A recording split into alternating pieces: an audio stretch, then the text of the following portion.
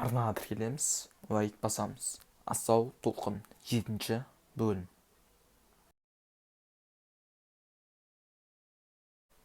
Өртті байқамағаныңда яман өліп қалар еді. Маған ол жігітпен не үшін кездескеніңді түсіндіресің.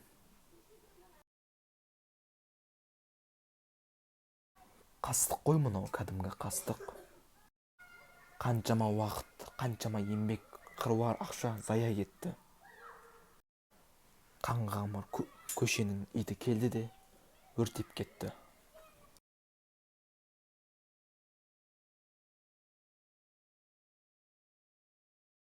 Яман мен шыдамды тауысыпта босқа сотталасың. Мен бәрін айттым. Қандай жаза берсе де разымын.